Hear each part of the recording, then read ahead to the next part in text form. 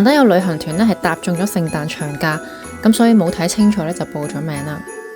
下次如非必要呢，真係唔會再轉機。哇！經過咗一日一夜嘅搭飛機搭車，終於嚟我哋第一站活動係聖誕市集。而家嘅時間係5點幾啦，但係已經黑晒。香港去杜拜嗰班機 delay 咗啦，咁轉機啲行李呢就上唔切，最後得4個人有行李啫。咁再加上第一晚呢有啲毛雨啦，咁大家都冇乜心機行啊。講真，亦都有啲擔心，哎死啦！呢個聖誕市集團係咪咁就完咗我哋嘅重頭戲呢？好彩原來只係其中一個啫。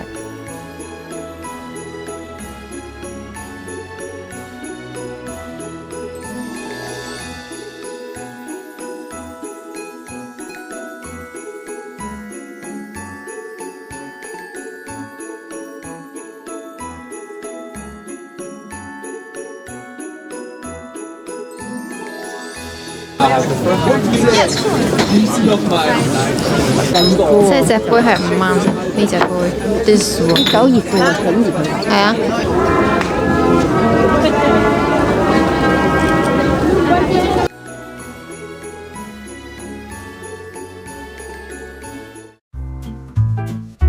今晚食豬手同飲啤酒，好靚啊！我哋食飯嘅地方。但係好唔好食就不抱期望。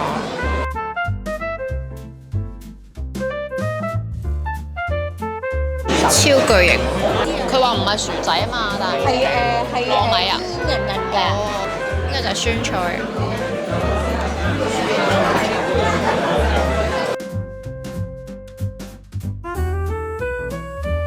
酸蘿蔔。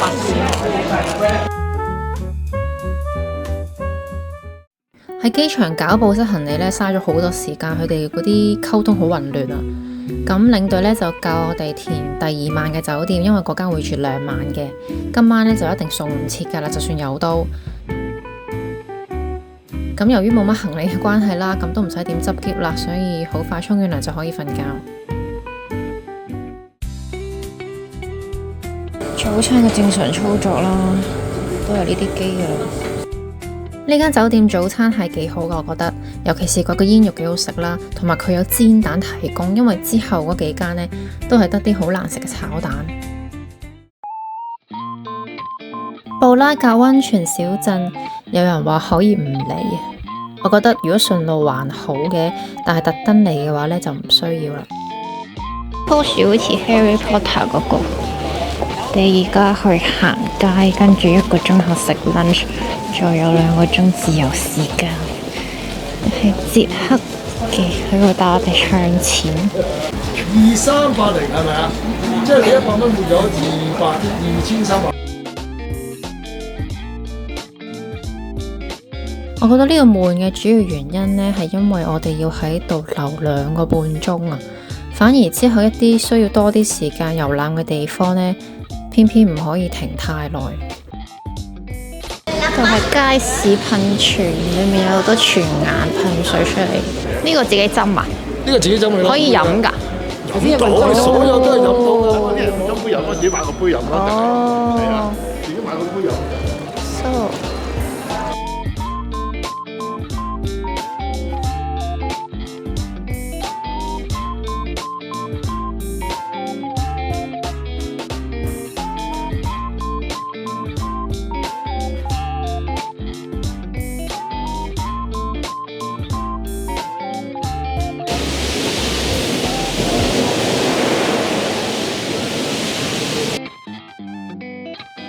好個豬手湯，同埋嗰個湯好似沖出嚟味精湯啊！係啊，都好飲過。呢個好飲啊！特產溫泉餅，領隊話係威化餅嚟㗎嘛？咦，原來就係呢啲一塊，頭先佢跟住嗰啲一塊塊。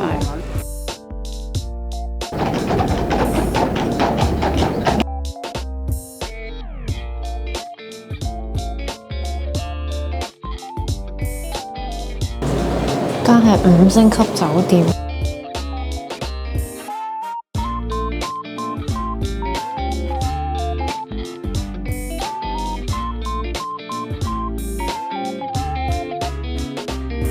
幾靚聖誕裝飾。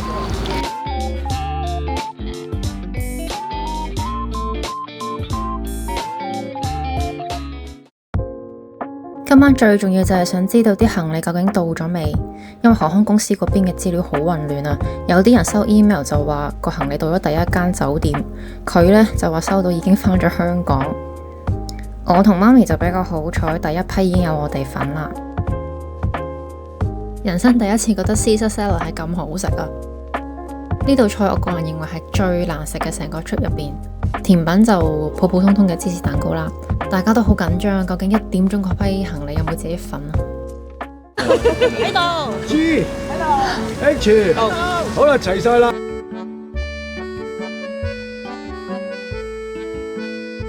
我有翻件羽絨，好開心咯！有人特登為咗呢個 trip 買嘅，如果着唔到真係喊出嚟。呢個係猶太人博物館，有冇聽過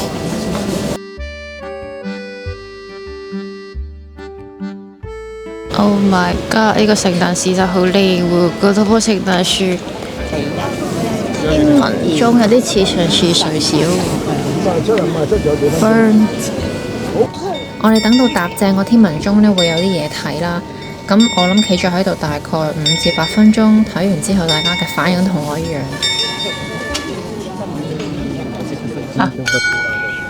我哋而家上呢個鐘樓。佢個價錢有2個，一個搭 lift 架，一個行樓梯架。行樓梯嘅話就行10層，咪一路搭上頂咯。下面頭先嗰啲就唔使錢，唔知幾多層啊3層都唔係行咗3層咯，斜路啫，都唔係 stair， 還好。不過你要預時間走。紅燈人。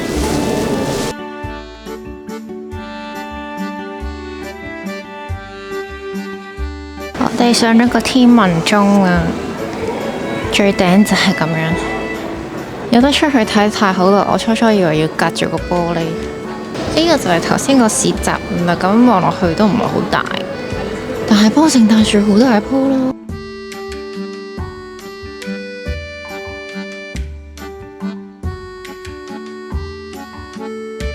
好似好 high tech 嘅操作，但係每次只可以1個人，好似唔係幾有效率。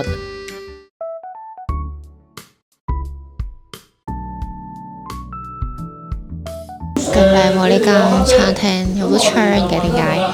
係咪打獵啊？呢張台係咪裝飾嘅啫？雜肉餐有鴨髀、腸仔同埋牛啊，定係豬啊？呢嚿呢好似蛋糕嘅物體呢，琴晚都已經食過一次，佢哋叫 dumpling。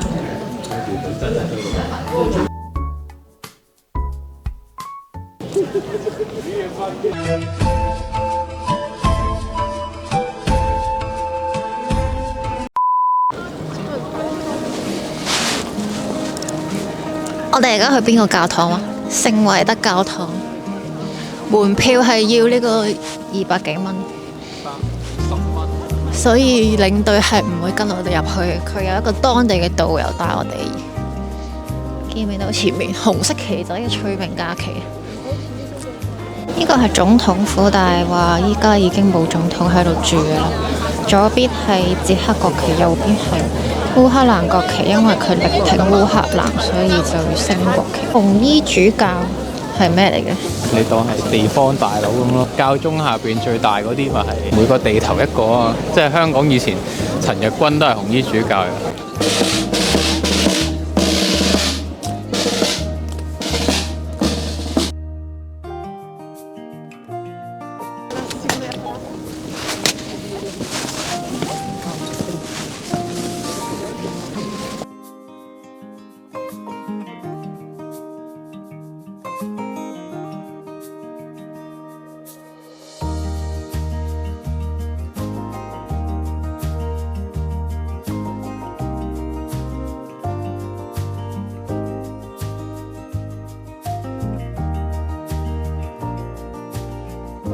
行完教堂，我哋就喺出邊咧有條樓梯係直接行返落去 downtown。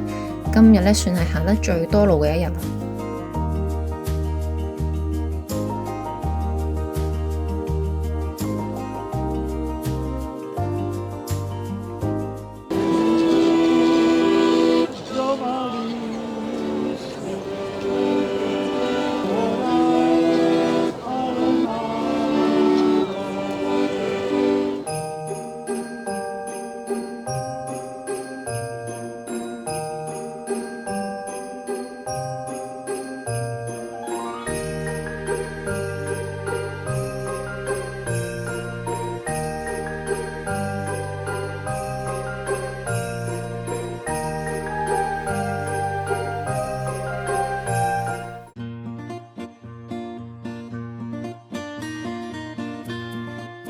好彩今日全日都係喺古姆洛夫，因為媽咪琴晚開始唔舒服啦。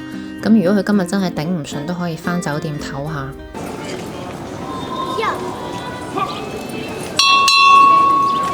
呢度就係古姆洛夫，今晚我哋住一晚，又有聖誕市集。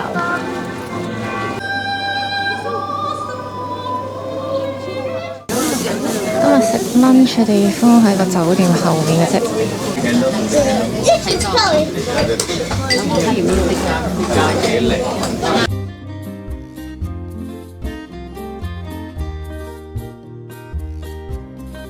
呢個位係全城最旺嘅景觀景台。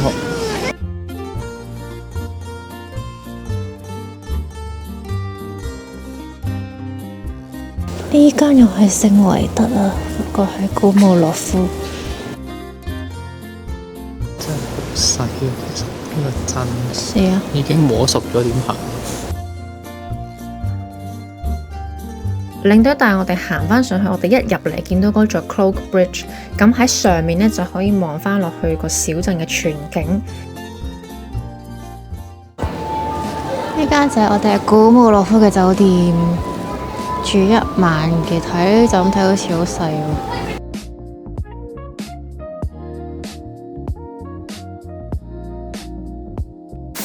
我覺得有個唔好處就係張床對住咁大塊鏡，起身會嚇親。跟住就我哋呢間啦，估唔到頭先入門口係個廁所啦，跟住因為有條梯，仲要有張梳化，基本上可以瞓到3個人都得。一上到嚟，原來呢度係閣樓，仲要係嗰啲斜角咧。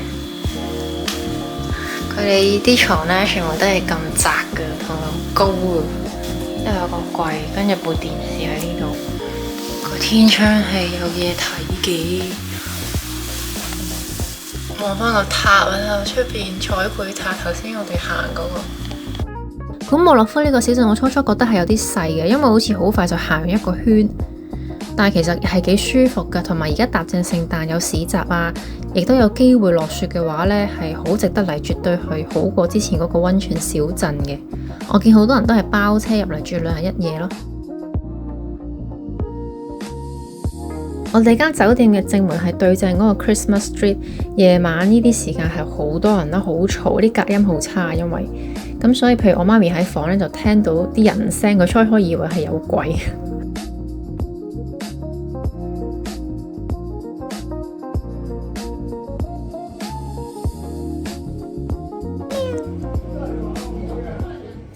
我哋食完呢一個酒店早餐啦，咁就搭車準備出發。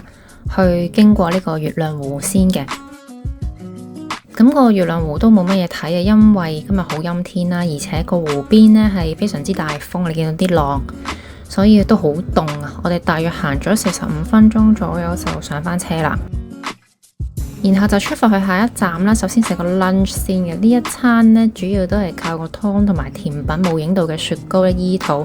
主菜又係麻麻地啦，見到都好似好鞋濕濕嘅肉。呢個鹽礦呢，其實係喺德國嘅境內嘅，咁裡面亦都有 locker 俾你放東西啦。如果呢個鹽礦入邊係淨係得講解嘅話呢，其實係有啲悶。但係因為佢加咗一啲唔同嘅活動，例如係坐呢個小火車啊、坐船啊，同埋有得上滑梯呢，所以感覺上就豐富啲。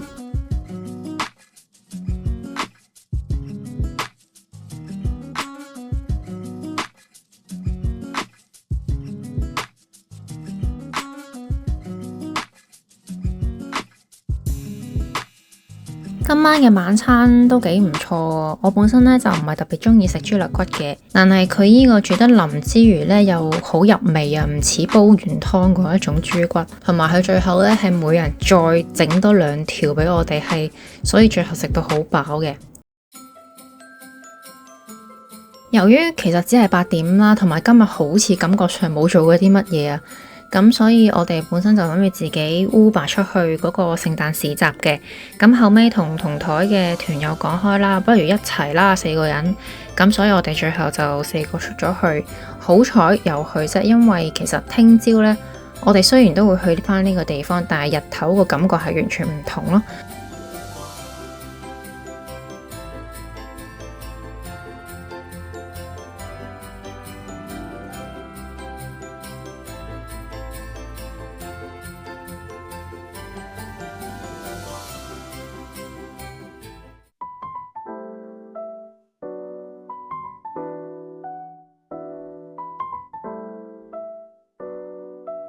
呢個 Mirabelle Palace 咧，其實應該如果春天嗰啲嚟會靚啲嘅，因為會有花睇啦，同埋嗰個天冇咁蒙啊。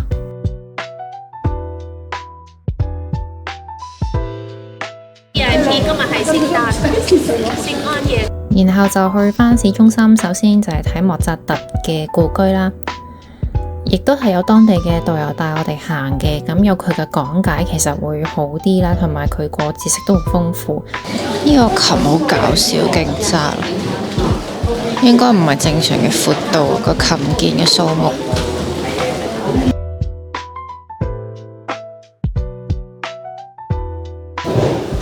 勁靚，我覺得呢啲勁有立體感喎。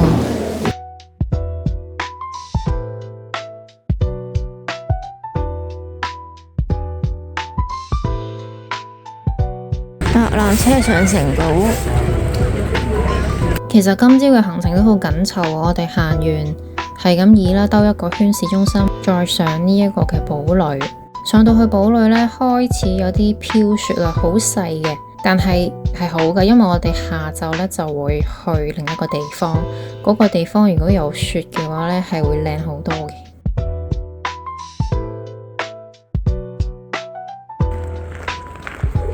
平安夜唔開嘅博物館啊！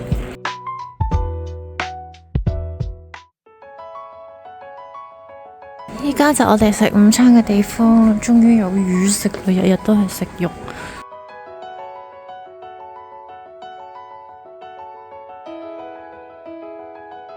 其實我嚟之前呢，完全唔知 Hofstad 呢個地方㗎。呢個咪係小王子嗰條蛇咯。咁佢就奧地利一個小鎮啦，俾阿爾卑斯山圍住，人口咧得700幾人嘅啫。佢之所以咁出名呢，除咗因為有韓劇取過景之外呢，就喺97年嘅時候，俾聯合國教科文組織列入咗世界文化遺產。所以旅遊旺季嘅時候呢，係人滿為患啦，即係好似依家嘅日本咁樣。我哋搭正冬天嚟，其實都算多人，但係都仲 OK。呢一個景呢，就係一張好出名嘅明信片取景嘅角度啦，咁所以好多人係等呢個位影相啦。而我自己呢，就算係落雪都好啦，我唔係話覺得真係靚到揼一聲。如果以小鎮嘅角度嚟講，我反而會中意古姆洛夫多啲咯。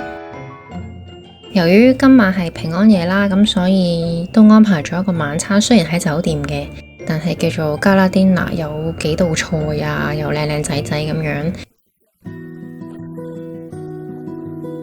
梅爾克修道院呢，我睇相已經覺得好靚噶啦，因為我好中意佢黃白色嘅配色啦。裏面呢就唔俾影相嘅，不過好老實講，我覺得出邊係靚好多咯。入邊唔係差嘅，但係就係普普通通你平時會去歐洲見到嗰啲大教堂咁樣嘅 feel，但係再殘少少啦。咁入到去呢，會有個女職員跟住我哋嘅，我以為初初係佢負責講解，原來唔係，佢只不過係跟住，可能驚我哋亂咁鬥啲嘢啦，同埋負責去開一個寶箱俾我哋睇咯。咁全程都係我哋自己嘅領隊去講解翻。午餐我哋就喺教堂側邊有間餐廳啦，佢個雞呢就唔會好柴啦，同埋上面嗰個牛油一溶咗落啲飯度呢，嗰個香味啊，個飯又唔係好硬啊，成件事係好夾咯。搭下車呢，佢就停咗喺呢一個地方啦。咁我初以為係純粹作為一個中途站求其揀嘅地方啦，點知原來 Durston 呢度都幾有名堂嘅，只不過係因為依家正值冬天啦，就冇乜人。呢度係位於多瑙河嘅側邊啦，佢盛產係葡萄酒嘅。咁山頂上面呢，亦都有一座廢棄嘅城堡，你係可以上去參觀嘅。佢自己一個人上咗去上面嗰個爛屋度睇啊，因為地下結晒冰呢，啲團友全部都唔敢上啦，包括我啦。都總算睇到晒今個 trip 要睇嘅嘢啦，聖誕市集啊，落雪啦，同埋係我哋第一次過嘅 White Christmas， 因為平時聖誕節去旅行好貴，所以通常都唔會出去。Yeah, he's back safe， 咁犀利，對鞋好勁。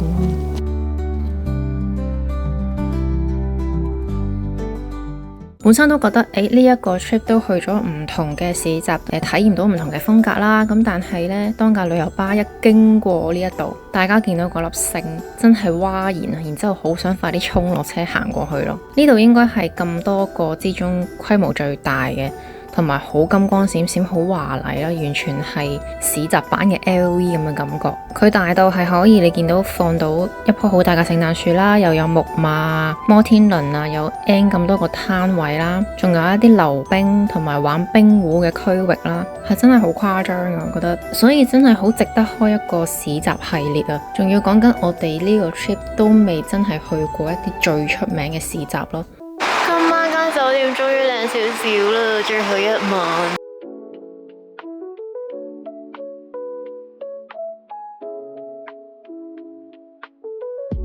呢個好似啲 cocktail room 咁，呢個就係我哋嘅領隊啦。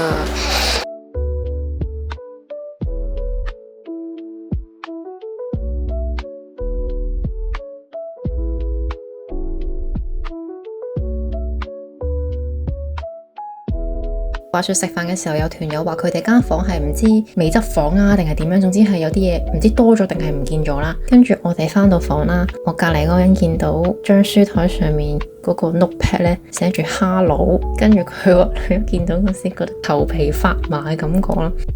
跟住我話唔使驚，係我寫，勁好笑。我未試過見到佢咁驚噶，因為佢不嬲係唔係好驚呢啲嘢嘅。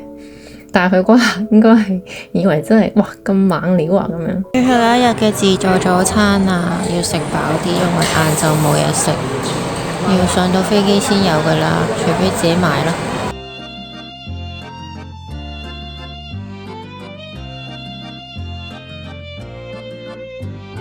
最後一日嘅酒店就係呢間啊，但係其實我哋住喺最好後座，相對係簡陋啲嘅啲房。咁我哋又翻嚟呢個啦 ，Trump Rock 美泉宮、星仔、兩隻鷹，就叫瑪利亞泰利山女王廣場，前面中間呢就係我哋澳國之母瑪利亞。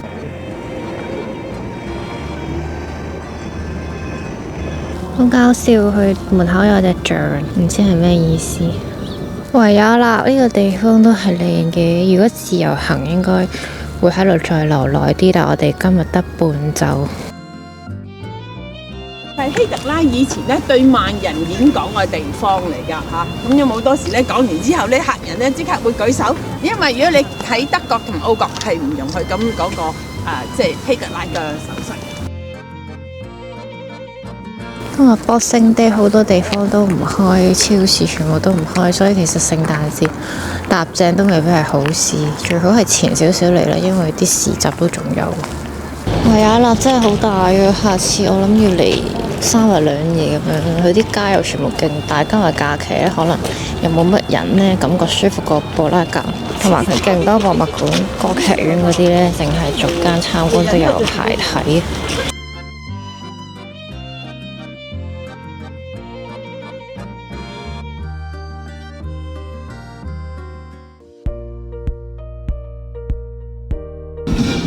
And if it is a puppy, you have to swallow. It's like in a plane, yeah? 呢層就係 indoor 暖啲啦，下面就係 outdoor 可以影相。我哋一直都以為多瑙塔係啲好古色古香嗰啲塔，點知原來係成個澳門旅遊塔咁樣。聯合國國際城喺邊度？呢度前面就係啦。呢度係個 view from 多瑙塔咯，因為今日好朦啊。多瑙河對面就係頭先舊區啊，好多廣場、博物館嗰度，過咗條河呢邊就係新區。用咗一張 show 多次。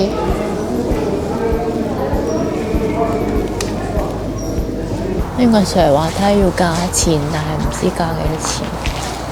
但係11點先開，我哋冇得上，因為11點我哋就要走。我覺得呢個團可以改善嘅地方係 cut 咗第一個紐倫堡嘅市集啦，因為真係純粹為咗嗰個市集就去一去德國。另外就係時間分配上啦，例如之前個溫泉小鎮，我哋覺得留得太耐啦，反而維也納咁大嘅地方，市中心只係俾我哋行1個鐘。不過跟團就冇辦法，係又有啲取捨嘅，佢冇帶我哋去嗰啲紀念品店啊，逼我哋買嘢已經算係咁啦。不過今次最大嘅教訓就係真係唔可以帶佢去太凍嘅地方咯，佢基本上係病足全程咯，佢返到嚟香港都咳咗好耐啊。